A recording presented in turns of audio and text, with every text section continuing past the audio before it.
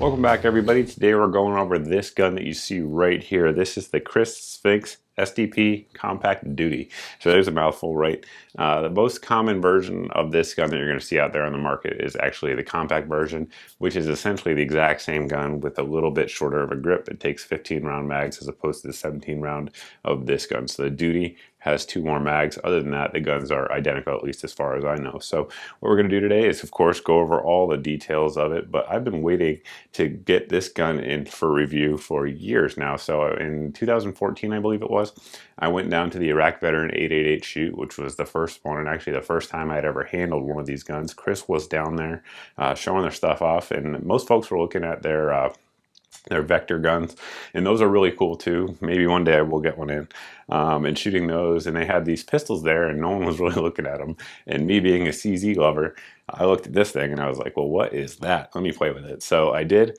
and took it out there. If you guys watch that video, it's up. You'll see me shooting this gun, actually a black one, I believe, like a ton, and I just kept putting more and more rounds through it because they're giving me ammo, and I was like, all right, sounds good. And I just thought to myself back then, I was like, man, I really need to get one of these guns.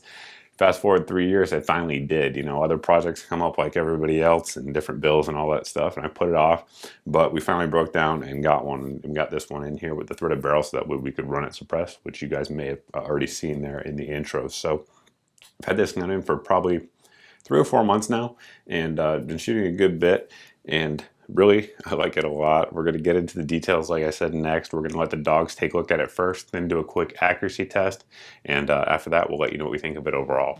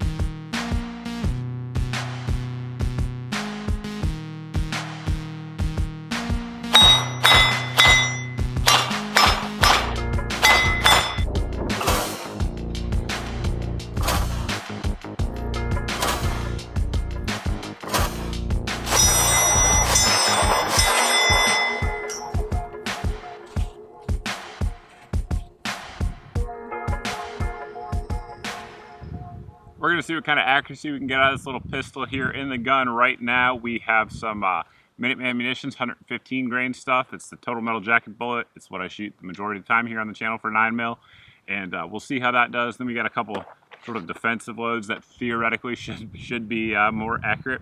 We'll see how they do. Target is downrange at 25 yards. We have been having pretty bad wind here. It shouldn't affect the bullets, but it might affect me. We'll see. And yeah, that's pretty much it. So let's get to it.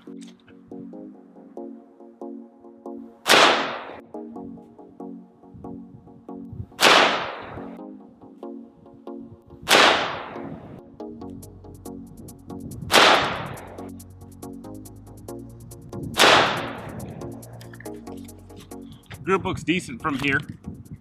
So there's that. Next up, we're going to shoot some 124 grain Federal HST bullets, the hollow point bullet. It's generally speaking what I shoot for defensive purposes, or carry for defensive purposes rather. So we'll see how it does.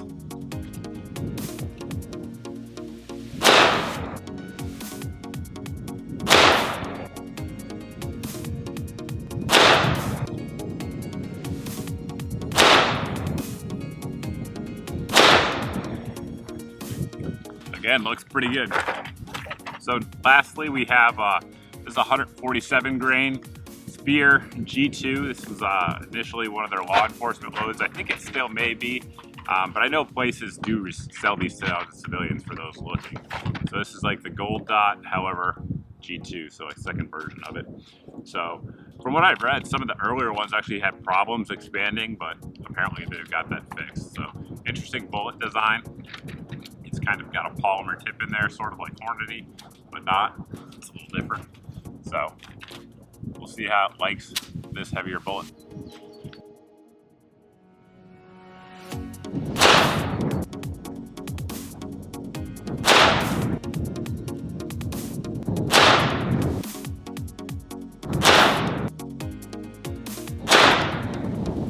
out.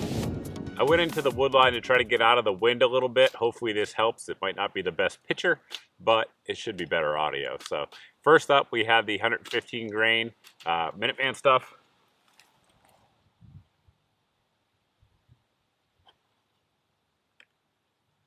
Center to center, right at 2 inches with that one.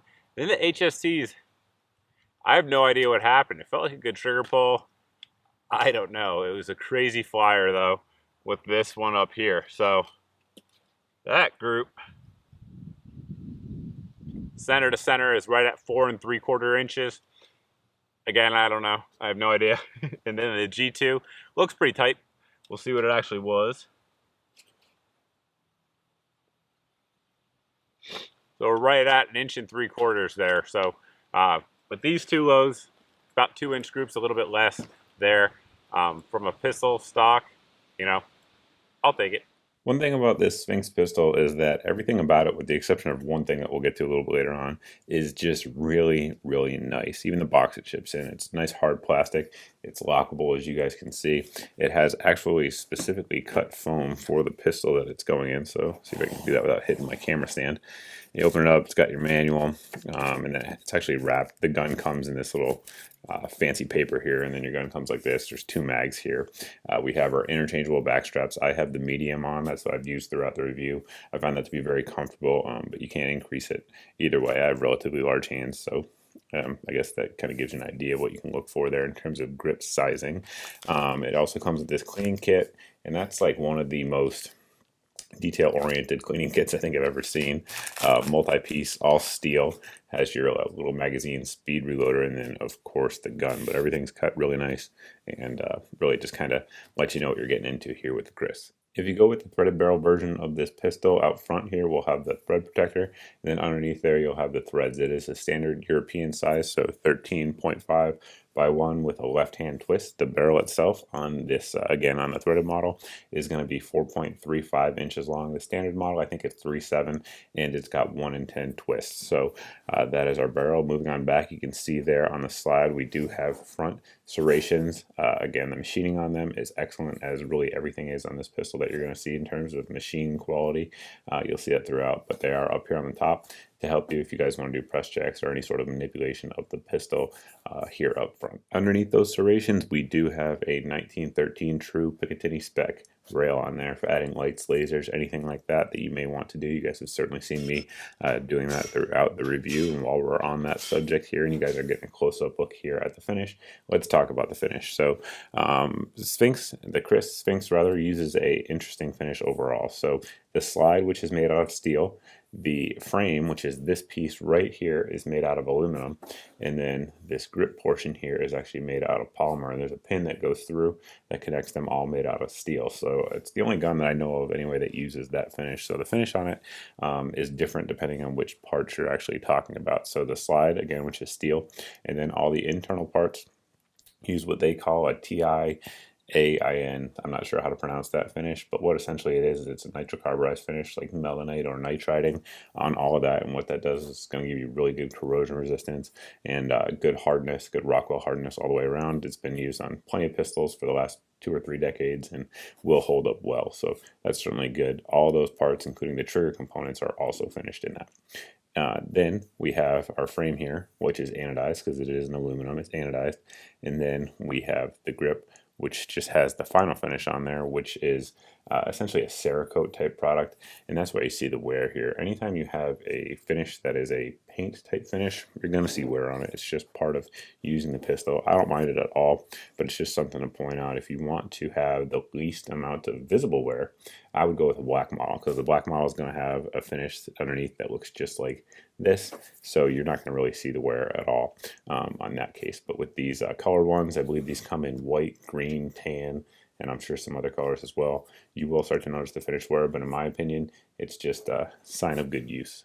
The slide release is on the left side of the pistol only, and then the decocker here is ambidextrous, so it's left and right side of the pistol. Now, a couple things I want to point out. The hammer right now is fully down, so some double action and single action guns will have the hammer sort of go all the way down to completely decock. Others will have it go like a 3/4 cock or quarter cock, depending on how you want to call it. This one does the same thing. It doesn't go all the way down. So if you were to actually hit the decocker, you can see there it sticks out a little bit, but when you actually fire the pistol, it goes down and it's almost flush.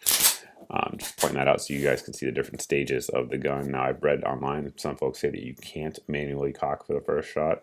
You absolutely can. If you loaded it and then just decocked it, like I said, you can cock that hammer and send it home in single action. As we talked about earlier, the back straps are interchangeable with 3 different sizes, but the texture on it is sort of a rubberized texture. If you guys are familiar with the TiAIN rubber grips, it kind of feels similar to that, at least on the black portion here. Up front, we do have these vertical serrations in there and the finger grooves. The finger grooves are very minimal. They do happen to fit my hands perfectly, so for me, they're extremely ergonomic. But for some of you guys might not like the finger grooves, but you're sort of stuck with it with this pistol. One thing, if Kriss ever makes a change, I'd like to see these switched over to being horizontal. That way it'll give you a little bit more resistance against the recoil of the gun. But speaking about recoil, one thing I want to talk about here is just how low that bore access is. Just like a lot of the other CZ75 based pistols, which this certainly is, the actual slide itself rides inside the frame. So you can see there, a couple things lead to getting a very high bore access. We do have the undercut here on the trigger, as you guys can see. We have a very nice, high, long beaver tail, which allows you to really jam your hand as high as possible, which is exactly what you want to do when gripping the gun. And it just results in a very low bore access when firing.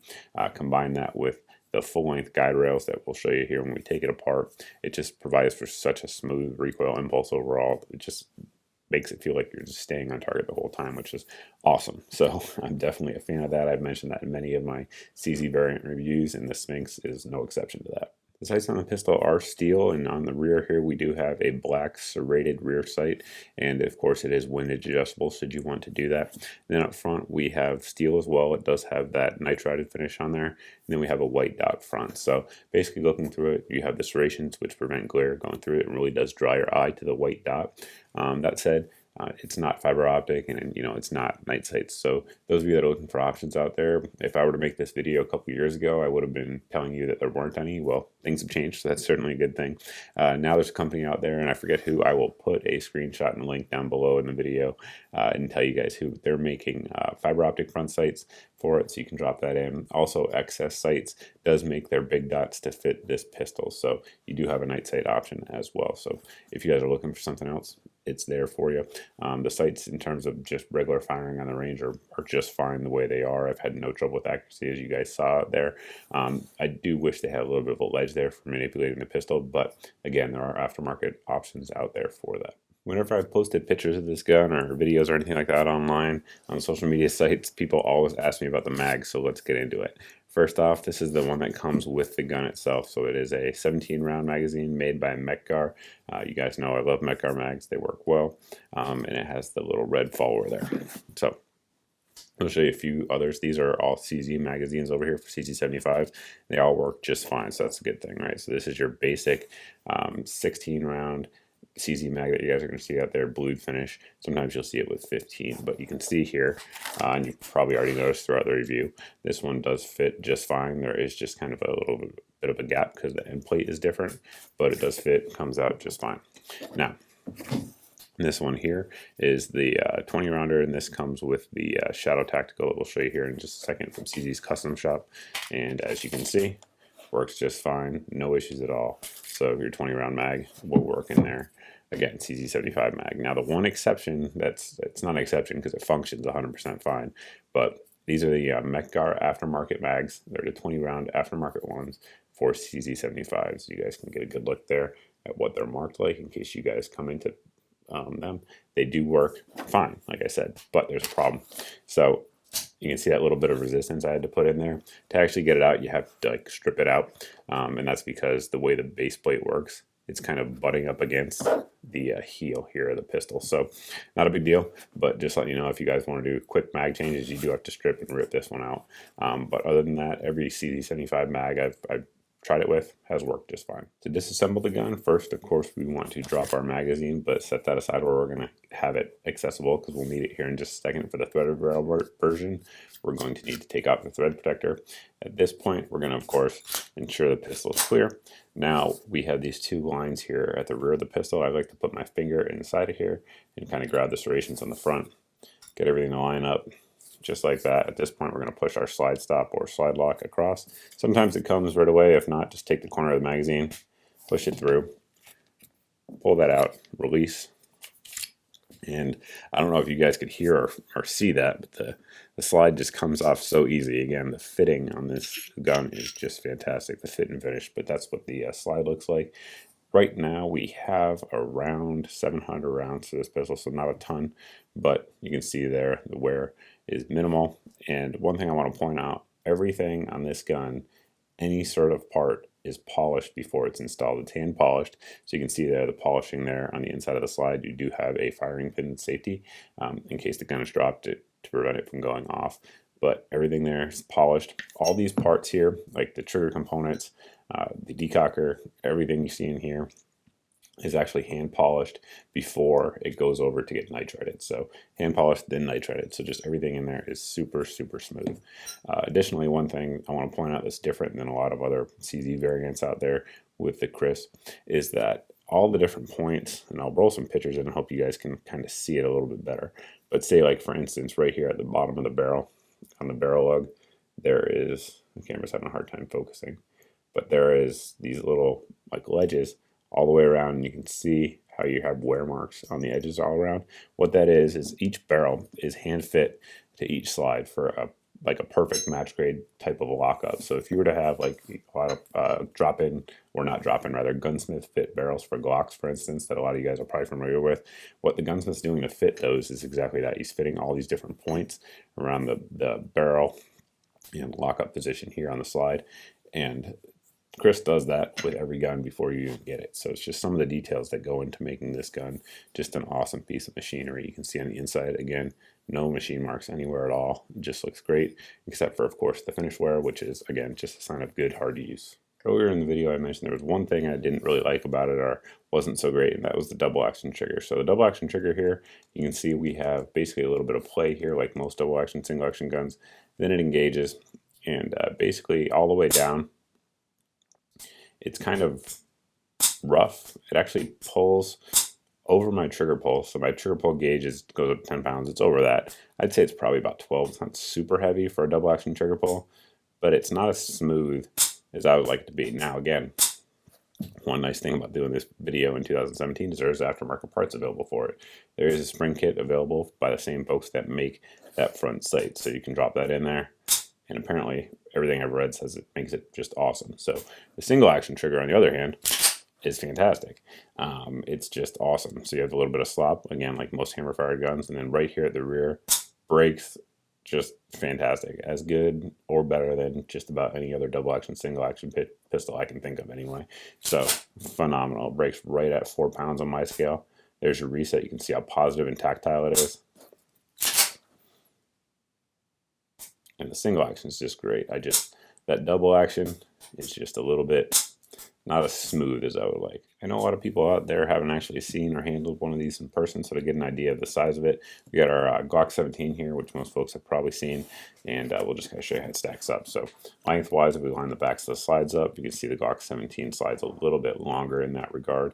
The slide's about the length of a Glock 19, actually, but the grips, if we line the tops of the slides up, the Sphinx there you can see is a little bit longer, which is nice for those who have larger hands, or if you don't want to concealed carry it anyway, rather, it's nice, I should say, because it does really fill the hand up just fine. I actually have some extra material down here, and again, I have relatively large hands. I can palm a basketball pretty easily, so just to give you a size comparison, that's how it stacks up. This pistol with the magazine in and unloaded, it weighs in at 29 ounces on my scale, so duty size type of gun compared to the CZs. That's what I know you guys really want to see, right? Here's our full size CZ 75. Of course, this is the little communist version that CZ put out a couple of years ago. Kind of see how that stacks up there all the way around. The Sphinx is about the same width down on the frame. The slide's going to be a little bit more narrow on the original CZ75. Now, some of the other pistols out there, like the SP01, which is, you know, sort of their full-size big boy gun, you can see there it's actually bigger all the way around. So again, compared to that, longer slide, frame is about actually the same size if we line the, it's actually exactly the same size now that I look at it. If we line the guns up at the tops of the slide, you can see how those stack up there width-wise. So again, that's a big old heavy steel gun. Though that's an awesome gun, one I've reviewed in the past. And then we have this here, which is sort of like CZ's race gun, the Shadow from CZ's Custom Shop. And while we're talking about that, we'll just kind of show you how they stack up size-wise. But while we're talking about that, I kind of want to do the comparison because I know everyone's going to say, why would I buy a Kriss for the amount of money these go for? If you look around on the street, these are generally going to go for $900 to $1,100, depending on where you get them. So it's expensive, right? This particular gun, which again is from the CZ Custom Shop, I think I paid $1,300 or $1,400 for it at the time. So this is more expensive. But then we have guns like this, which I think at the time I bought this one was like $600. So there's all different ranges, and really in terms of function, they're all going to function the same. Very similar to how like a Toyota Camry would function the same as a Lexus. They all get you from point A to point B. All of these guns shoot bullets very reliably, relatively accurately, but they just do it in a little bit of a different way. So this gun here, the Kriss, compared to this gun, I think is probably the most apt comparison. When you actually feel, like run a slide on these guns, this one here feels very similar to it. The controls being very positive, easy to manipulate, everything like that is very similar to how the Kriss is. But again, those are all hand worked over by folks at the CZ Custom Shop. The Kriss, they all come like that, so that's certainly good. The only real big noticeable difference in terms of niceness, if you will, about these pistols is this one has a little bit of a nicer trigger on the Shadow, but again, it's designed for a race gun, so it's a very lightweight trigger there. But in terms of feel, like when you run the slide and just how everything's just super smooth all the way around, very much so the same with the CZ Custom Shop gun. We covered a lot of the details, but one I know I'll get asked about is the holster. So this one here was made by North Central Illinois Custom Holsters, I believe. We'll put a link for that down below as well. So a lot of folks are looking for where to get their Kriss holsters. He does make them, also makes them with the threaded barrel. So that's one of the more rare ones out there. It took me a little bit of searching to actually find that. So I'm just passing that along for you guys. So we'll take that out, set it aside, and then get into sort of my closing thoughts on it. So overall, really like the pistol. In fact, it's one of my favorite pistols in my collection to shoot for sure.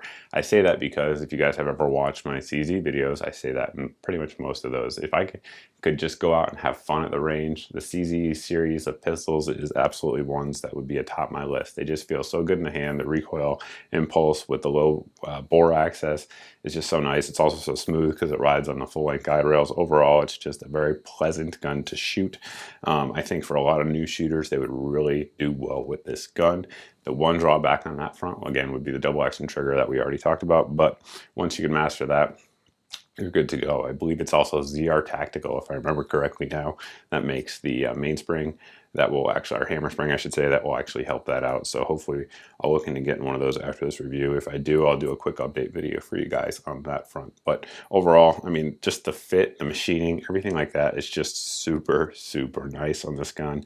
It's so hard to convey that through a camera, but I assure you it is. I'm actually now, ever since this, I'm looking into getting one of their little SDP compact ones, the ones with the 13 round mags, and debating actually adding that into carrying my carry rotation if I do, because I do just enjoy shooting these, and I shoot these guns really well offhand, you know, so it's almost like the gun just fits my hand perfectly and just aligns perfectly. So that's pretty much it, guys. If you have any questions about this gun or anything like that, you can post down below in the comments section. Also down below in the video description, we'll post a link where you guys can pick these up, at least as of right now. They're in stock anyway.